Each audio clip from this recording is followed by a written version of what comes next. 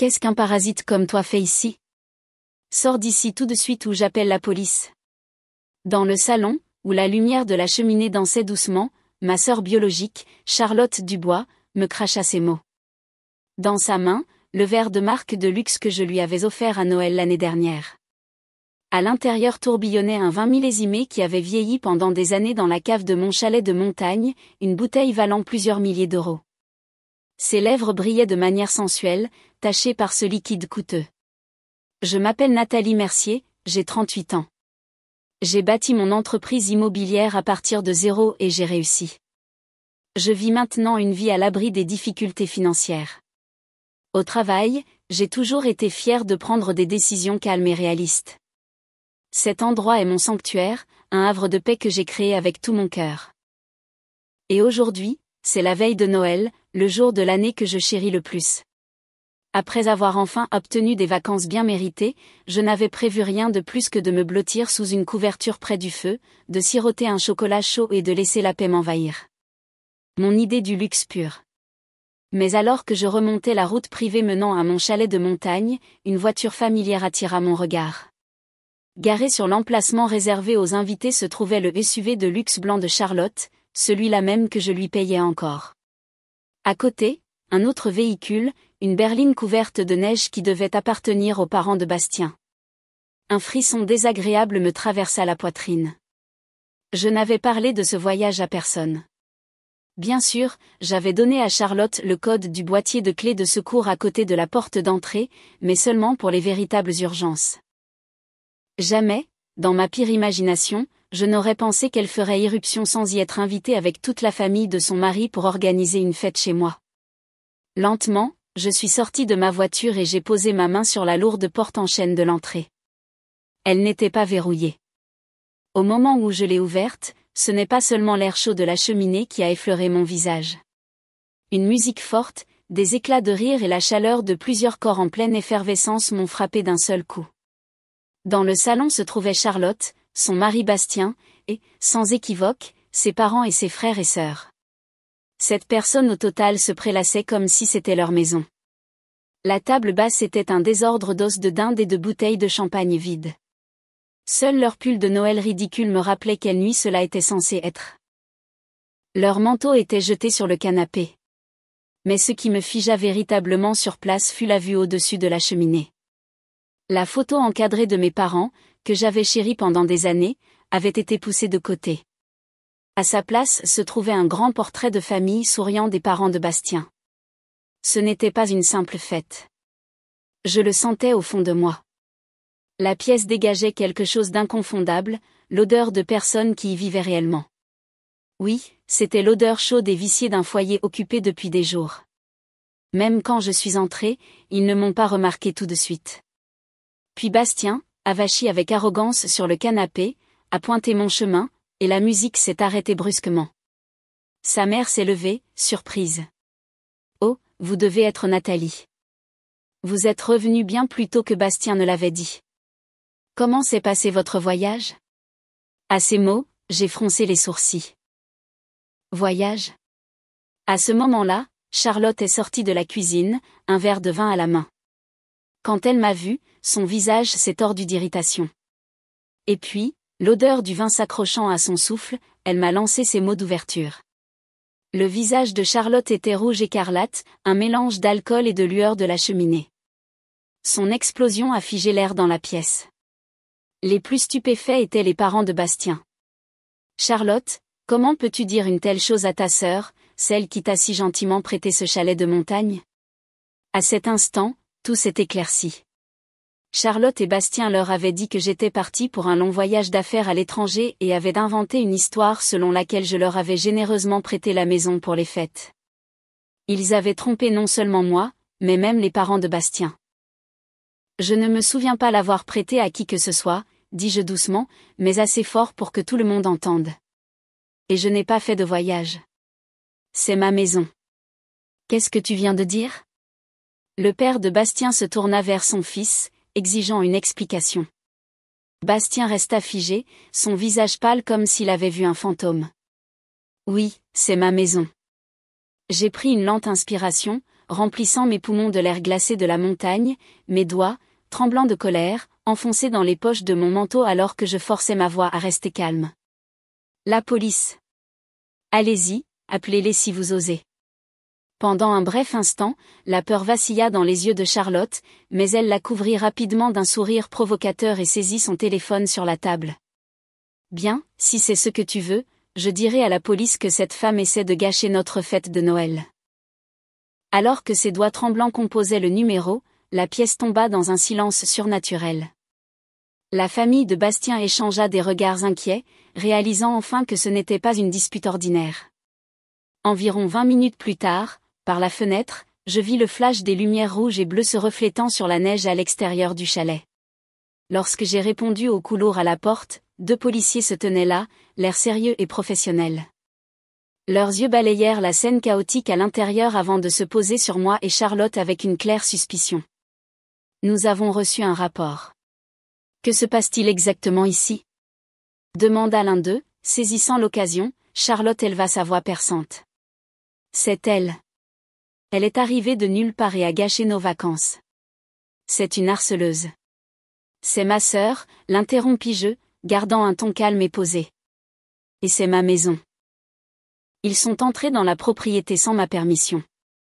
Les 2 officiers échangèrent des regards perplexes. C'est un mensonge.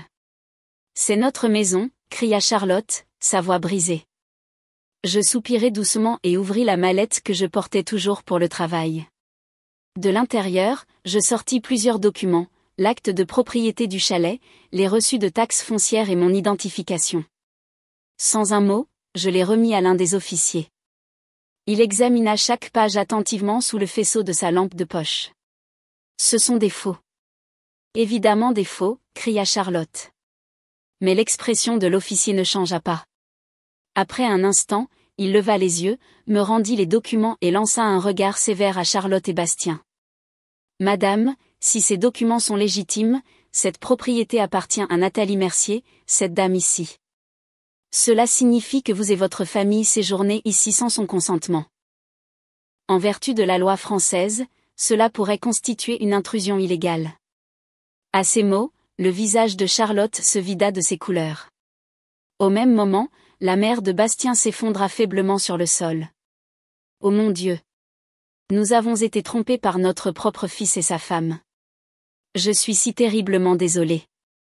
Elle s'excusa sincèrement auprès de moi, sa voix tremblant de culpabilité. J'acceptai ses excuses en silence, puis parlai fermement sans hésitation. Merci pour vos mots. Cependant, que vous ayez été trompé ou non n'est plus le problème pour moi. En fait, votre famille a occupé mon espace le plus privé sans ma permission. Et surtout, parce que vous étiez ici, j'ai subi la pire humiliation de ma vie, étant insultée par ma propre sœur chez moi. Pour cette seule raison, je ne peux plus vous garder dans cette maison. Bastien s'agita, bégayant. Eh bien, nous étions justes. Nous fêtions Noël. Parce que nous sommes de la famille, nous devrions être autorisés à l'utiliser, cria Charlotte comme une dernière protestation désespérée. Nous sommes sœurs de sang. Là-dessus, l'officier secoua la tête, incrédule. Malheureusement, les liens familiaux ne sont pas un permis de sortie de prison pour intrusion. Mademoiselle Mercier, que voudriez-vous que nous fassions ? Voulez-vous qu'il soit expulsé ? Tous les regards se tournèrent vers moi. Les yeux de Charlotte étaient humides de colère et d'humiliation. Je la regardai fixement, et un instant, je pensai à notre mère, décédée il y a plusieurs années. Charlotte est encore naïve et rêveuse. S'il te plaît, soutiens-la pour qu'elle ne s'égare pas. C'étaient les derniers mots de ma mère. Pour honorer cette promesse, j'avais soutenu Charlotte et les autres tout ce temps. J'avais avalé ses dépenses excessives et les échecs de Bastien. Ce n'était pas de la faiblesse. C'était le sens du devoir d'une sœur de protéger la seule famille qu'elle avait dans ce monde. Mais j'avais atteint ma limite. Je hochai la tête en silence. Oui, je veux qu'ils quittent tous ma maison immédiatement.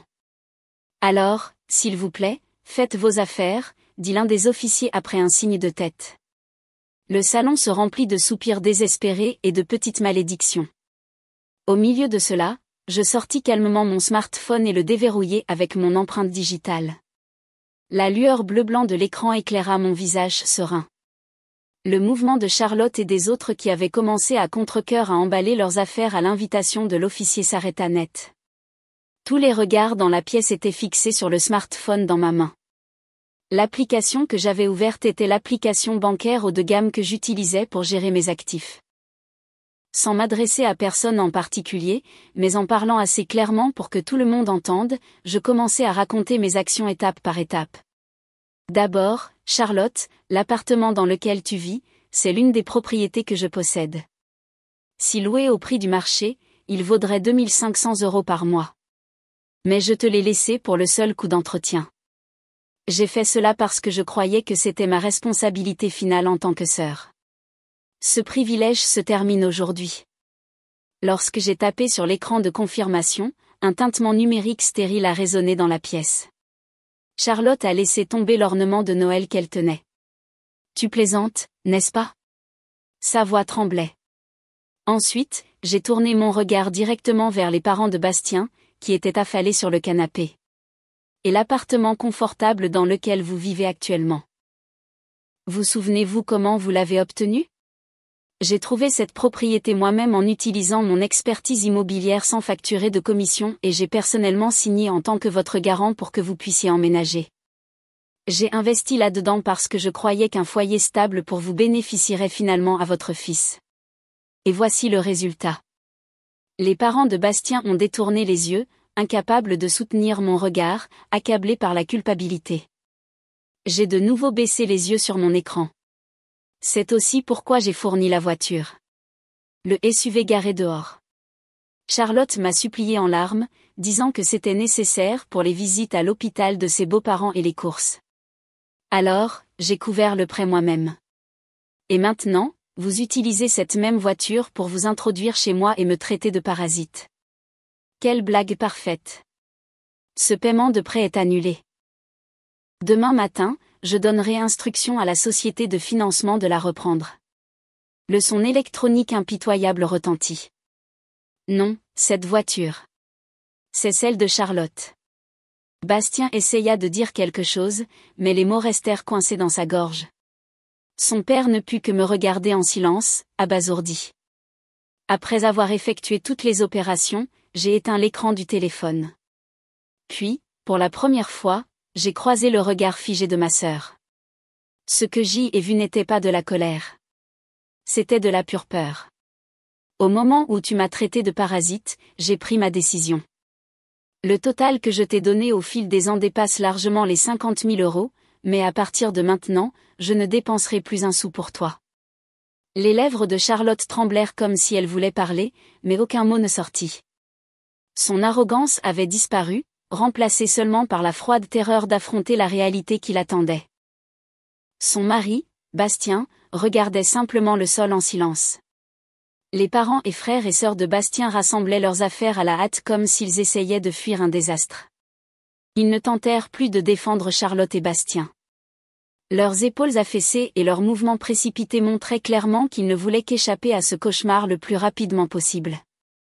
L'un des officiers a doucement tapoté l'épaule de Charlotte et de Bastien, qui restaient figés sur place.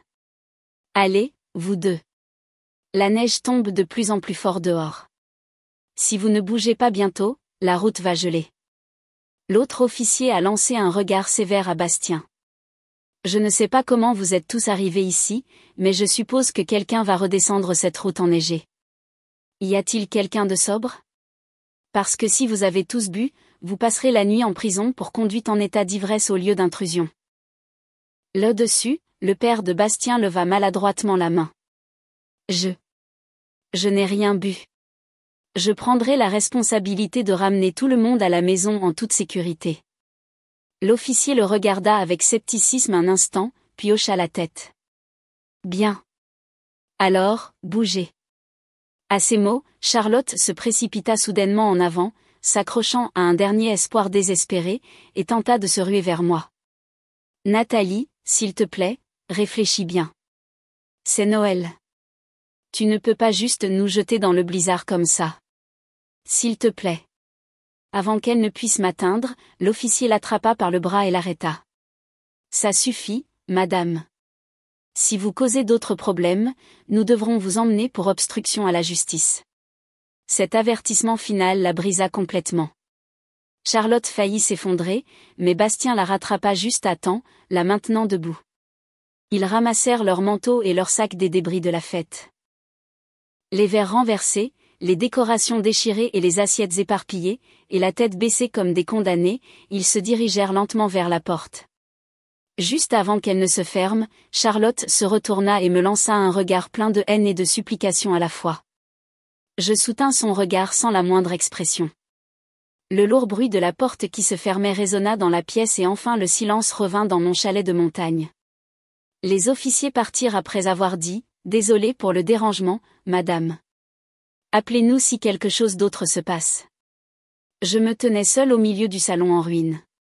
Seule la cheminée continuait à vaciller doucement comme si rien ne s'était passé.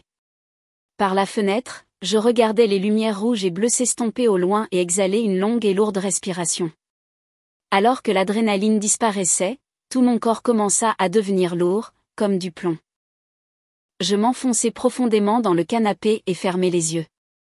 Quelques heures auparavant, j'attendais avec impatience des vacances de Noël paisibles ici. Et maintenant, cela me semblait un souvenir d'une autre vie.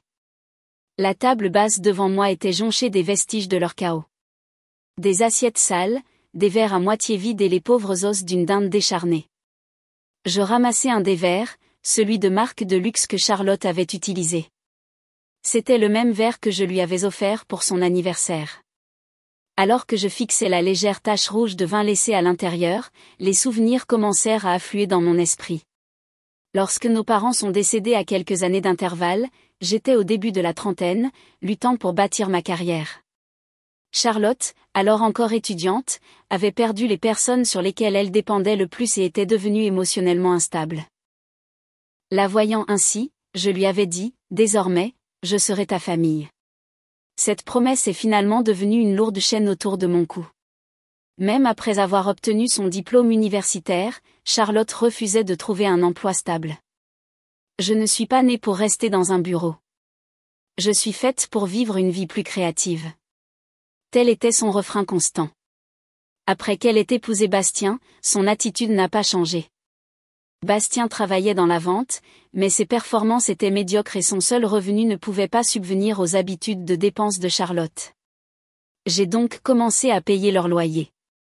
Au début, c'était censé être juste jusqu'à ce qu'ils se remettent sur pied, mais d'une manière ou d'une autre, cette période s'est étirée sur 3 ans. Lorsque Charlotte a supplié en larmes, les parents de Bastien vieillissent et ils n'ont aucun moyen d'aller à l'hôpital ou de faire les courses. S'il te plaît, ils ont besoin d'une voiture. J'ai cédé à nouveau. Finalement, j'ai payé l'acompte pour le grand SUV et j'ai même couvert les paiements mensuels du prêt. Ce n'était pas par gentillesse. C'était ma façon de prévenir de futures excuses, un investissement pour éviter le jour où il viendrait me demander de l'argent sous prétexte de soins. Je remis le verre sur la table et ajoutai de nouvelles bûches à la cheminée. Les flammes reprirent vie, crépitant et claquant doucement dans la pièce silencieuse. En écoutant le crépitement du feu, je me suis retrouvée à tout remettre en question. Quand notre relation était-elle devenue si tordue ? J'avais toujours cru agir par ma promesse à notre défunte mère, par sens du devoir en tant que sœur aînée. Mais peut-être qu'en fin de compte, c'est moi qui avais transformé Charlotte en quelqu'un d'incapable de se débrouiller seule. Elle avait toujours été astucieuse à sa manière. Chaque fois qu'elle voulait quelque chose, elle utilisait les larmes comme arme. Et chaque fois que les choses tournaient mal, elle trouvait quelqu'un d'autre à blâmer. Chaque fois que nos parents cédaient, finalement, moi aussi. Quand elle a épousé Bastien, j'espérais secrètement qu'il réussirait là où j'avais échoué.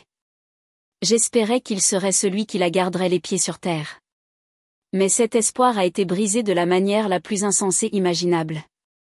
Bastien était encore plus faible que Charlotte, un homme qui craignait le changement et préférait le confort à la confrontation. Plutôt que d'arrêter ses dépenses, il en a profité, utilisant son indulgence pour masquer son propre manque de succès. Devant moi, il arborait toujours la même expression apologétique et disait « Nous sommes vraiment reconnaissants pour tout ce que tu as fait, Nathalie. » Mais ces mots n'étaient jamais suivis d'actes. Ensemble, ils s'appuyaient sur moi, se nourrissant de ma bonne volonté, Un parfait exemple de coexistence parasitaire. Quand Charlotte m'a traité de parasite, ce n'était pas un lapsus dû à l'ivresse. C'était sa vérité, dépouillée de toute prétention. Il n'y avait jamais eu la moindre trace de gratitude dans son cœur, seulement un sentiment de droit et de mépris pour celle qui pourvoyait. Tout ce temps, j'avais détourné le regard de cette réalité. Peut-être avais-je simplement peur. Peur de perdre le dernier fil qui me liait à ma famille. Mais maintenant, il n'y avait plus de retour en arrière possible. Ce que j'avais rompu cette nuit-là n'était pas seulement un soutien financier. J'avais coupé l'illusion. La malédiction déguisée en famille. Pendant un bref instant, je me suis demandé comment ils allaient. Très probablement, ils s'étaient réfugiés chez les parents de Bastien. Mais cela ne durerait pas longtemps. Charlotte, avec sa nature égocentrique, n'avalerait jamais assez sa fierté pour vivre harmonieusement sous le toit de quelqu'un d'autre. Ce qui les attendait maintenant était une longue et dure réalité, où ils devraient se débrouiller seuls. Chaque facture que j'avais autrefois couverte leur tomberait dessus d'un seul coup. Le loyer, le prêt automobile, et surtout, la fierté de Charlotte. La fierté d'une femme devenue accro au luxe sans jamais l'avoir gagné. Son monde commencerait à s'effondrer tranquillement. À partir de ce soir, et je serais ici dans le chalet de montagne silencieux, simplement en train de regarder cela se produire de loin. Quand le matin de Noël est arrivé, c'était comme si cette nuit chaotique n'avait jamais existé. Les montagnes étaient enveloppées d'une parfaite immobilité et d'un blanc infini. Mon téléphone est resté éteint. Pour la première fois depuis des années, je commençais de vraies vacances, libre d'interruptions, libre d'obligations.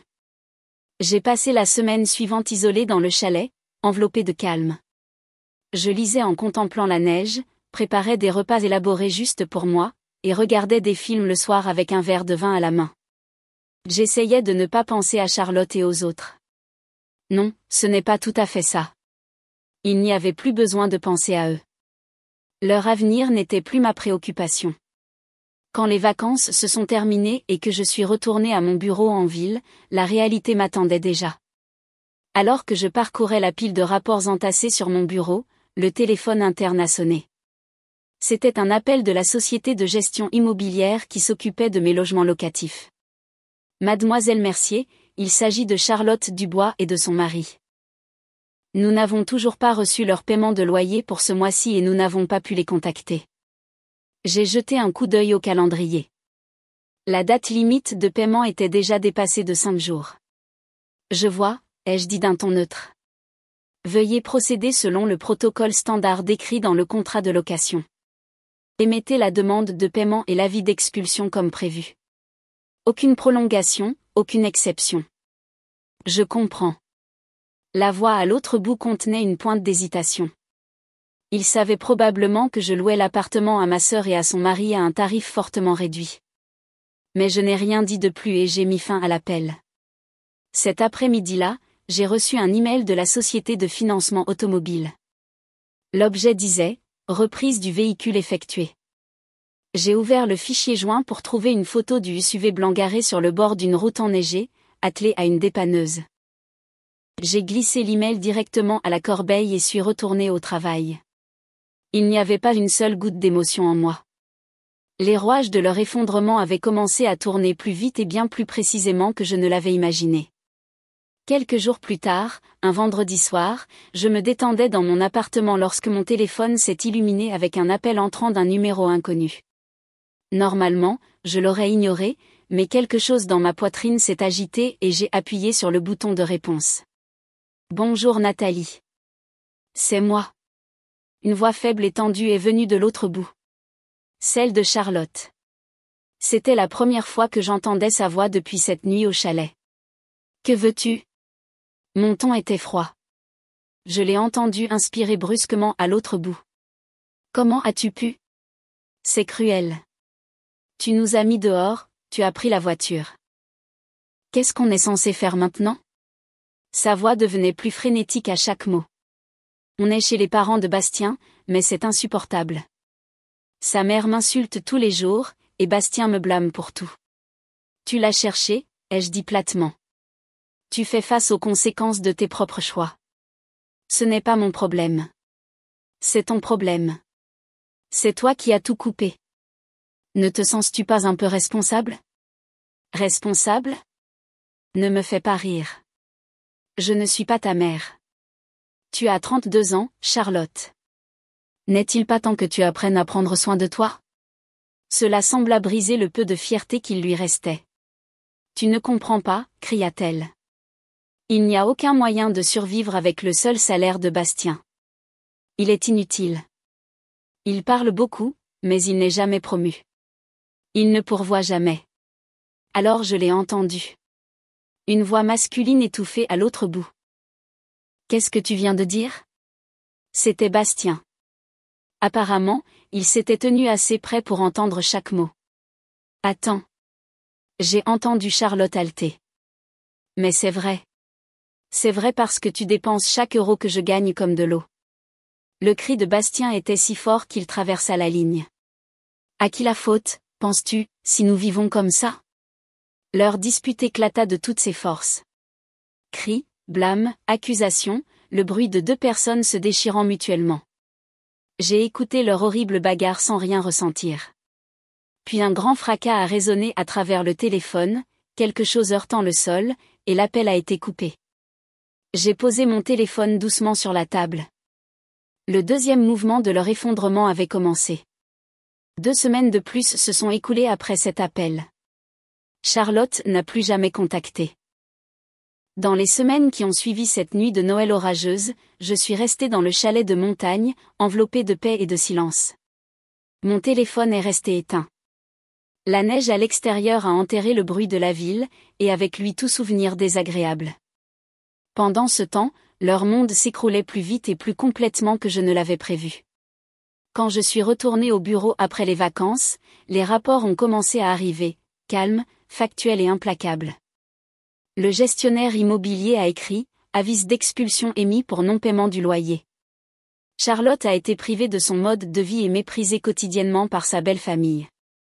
Et Bastien a finalement perdu patience une fois que mon filet de sécurité financière, l'illusion de stabilité, avait disparu, le laissant face à face avec l'extravagance de sa femme et son refus de travailler.